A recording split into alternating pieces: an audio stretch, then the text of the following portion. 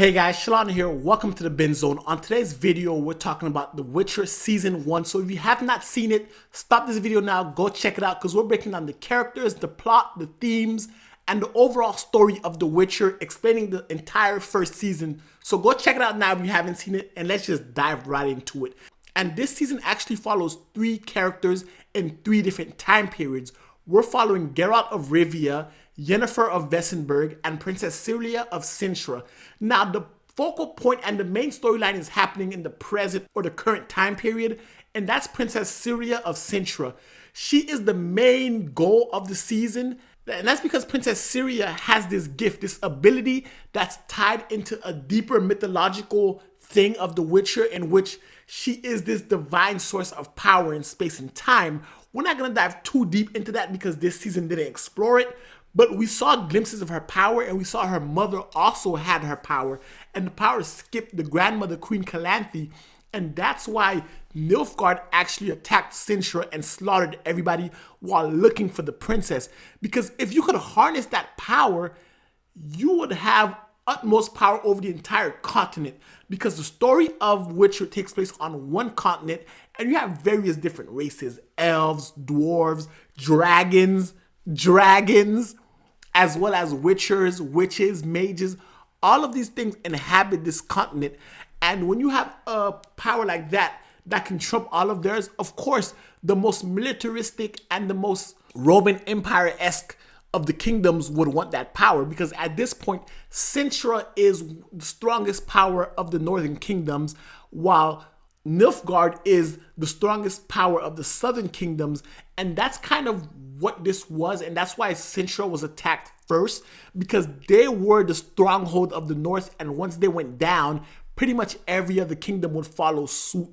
But before we dive deeper into why Nilfgaard wants this and her importance, because we have to go back to previous points of that timeline, because we know Geralt's story takes place before the sack of Cintra, and we know that Yennefer's story takes place way before both of those, because by the time they all catch up and all the storylines interject in the final episodes, this story takes place over hundreds of years.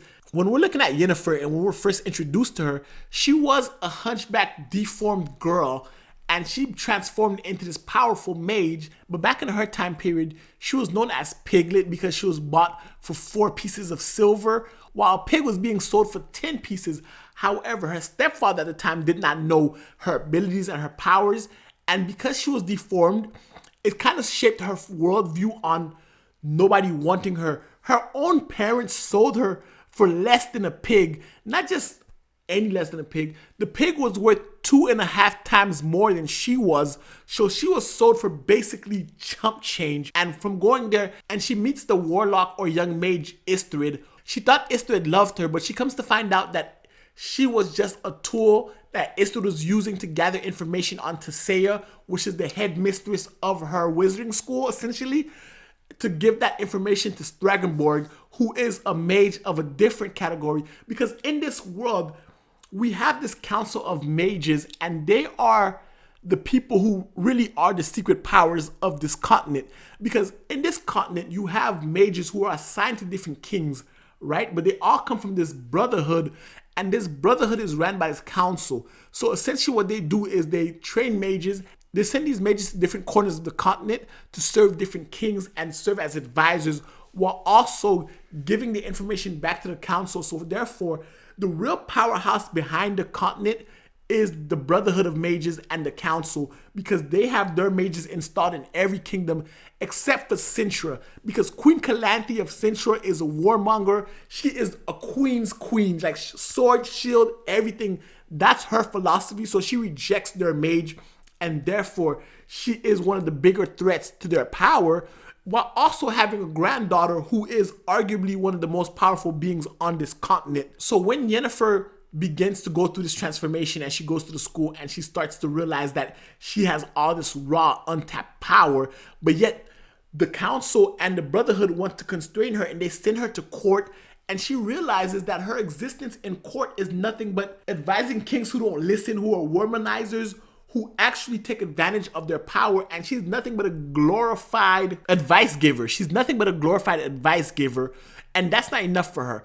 Because throughout her whole life, she's been nothing, and she wants to be somebody. She wants to matter. She wants all this power that she has to mean something in the grand scheme of things. So she goes against the Brotherhood, goes against the Council, and strains from them because their goals and hers don't align. They want a soldier to spy for them, but she doesn't do that, and she goes to a different kingdom than the one they assigned her for. And she switches places with the other mage, Fringilla, who goes to Nilfgaard instead. And that's what puts the wheels of Nilfgaard's grand plans into motion, because Nilfgaard are a race of people who come from elves. On this continent, the elves were here first. You had the elves, the dragons, the dwarves, the gnomes, who lived in harmony until human colonizers came and stripped them of their land. So Nilfgaard is like a safe haven for all these creatures, and the humans themselves are kind of racist against these creatures. So when Nilfgaard builds up its empire, and Sintra being the most warmongering and racist, of course, they're the first ones wiped out. Now, while this is happening, Geralt of Rivia is living in the north and gaining fame by killing monsters, because witchers in this world are essentially bounty hunters for monsters, and Geralt is becoming the most famous one because of his exploits. And while Geralt is a witcher, he's a reluctant witcher. He never wanted this. He was taken and made into a witcher. And the witchers are mutates of humans in which they're experimented on and augmented to be able to better fight monsters, and they're stripped of their humanity.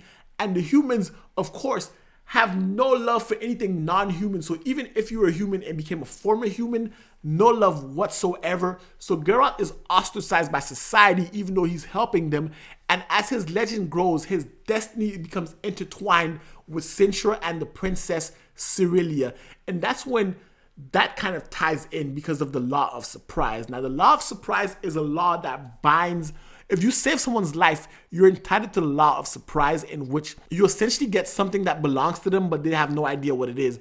In Geralt's case, he was promised the daughter of the king and queen, and that's because they didn't know that the Princess Pavea was pregnant at the time with a daughter. So that's how his fate and his destiny is tied to Sintra as well as Syria. What destiny is destiny is the order in which your life will progress, and is something that is bound to happen to you. It's an order to things. However, when it comes to mages, chaos runs their powers, and Yennefer is the embodiment of chaos. So when you have Geralt, who is order personified and his destiny is being tied to Ciri, and you have chaos come smashing in, that creates an interesting dynamic because Geralt falls in love with Yennefer, and you have someone who is bound by destiny and someone who is chaos, who rebels against destiny, falling in love with each other.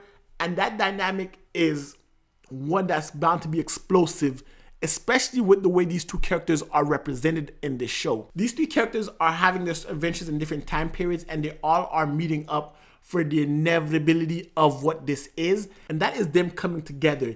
Yennefer, Geralt, and Ciri are destined to be together, even though Yennefer and her chaos resist that. So speaking of Yennefer and her chaos and magic, the way magic works in this universe is very interesting, because magic in this universe is like alchemy from Full Metal Alchemist. It's the law of the equivalent exchange. You must give something in order to attain something. So in order to get this power, you have to sacrifice something. And Yennefer, from going from Piglet to becoming this all-powerful mage, had to sacrifice her womb and give that up in order to use magic to such a degree. And that's what all the mages end up doing. So by the time the final battle comes in, you have Geralt, who is a witcher by default, who had to go through so much different things in his life to get to the point, and he had to kill someone that he loved called Renfri. And Renfri herself shows just how powerful the council is, because Thragenberg, the magician who had Geralt kill her, essentially shows the reach of the Brotherhood and the council, in which her family, Renfri was a princess. Her parents were kings and queens. However, because of their lineage and because of the way they moved, the council did away with them. Starkenberg killed them and went to kill Renfri, and they replaced them with a different monarchy. So that shows just how deep the reaches go. And you see how Fringilla recruits other mages to take over the continent. And the final few episodes, at the end of the series, it comes to a clash in which all the northern countries who have to, because Sintra fell, and that was their most powerful kingdom, they had to unite to stop the Nilfgaardians from attacking and taking over the north. And they weren't strong enough, so the mages came in, and the mages realizing that if Nilfgaard comes in, Nilfgaard elves are magical in nature, and Nilfgaard has a bunch of elven blood and all this power. Their power will weaken. The council thrives on controlling the continent by having their mages assigned to different kingdoms. But if there's one kingdom and that kingdom already has a mage, the entirety of the council's control is out the window because there's nothing to control. So the mages unite against them. They fight them off, and you see destiny occur. Even though you see Princess Syra run out the house and Geralt arrives at the same time just for her to do a half circle around and come in and meet Geralt in the forest, which is a complete waste of time. Their destinies are intertwined. And at the end, what happens to Yennefer? Yennefer completely gives into chaos, and she's able to annihilate the forces, the squadron, the platoon that was coming towards them. And she showed that her raw magical power and why she's special, why she deems herself powerful. And that's because she can tap into an unknown amount of chaos magic, more so than anyone which can actually do. And that shows just her power, and that shows why her ego comes in, why her hubris comes in, and why she deems herself wanting to be important, why she wants to have a child, because she sees the power that she has. And because of the power, because of her stature and her magicianness, she feels as though the world needs to know I'm important. They need to understand just how powerful I am. And that's her motivation, for the world to understand how powerful she is. Dragons, doesn't matter. They have to understand just how powerful she is. And she shows it in the final scene. And let's talk about the dragons in the show, because the dragons are the rarest creatures. The golden dragons are the rarest creatures of this universe.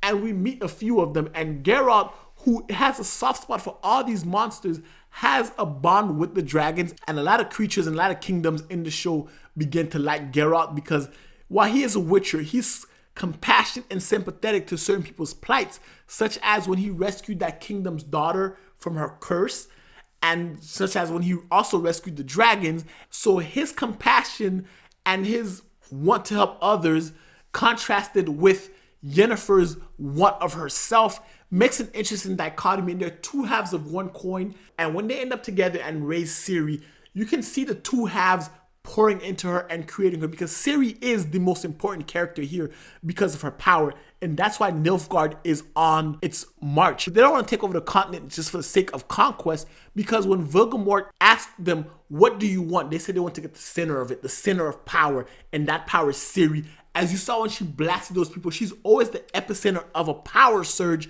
just like her mother. So she is the key to everything. And the next season is going to expand even more upon her abilities and her powers. Anyway, guys, that's season 1 of The Witcher. If you like this video, definitely give it a thumbs up. Hit the subscribe button if you guys have not already. And until next time, binge on.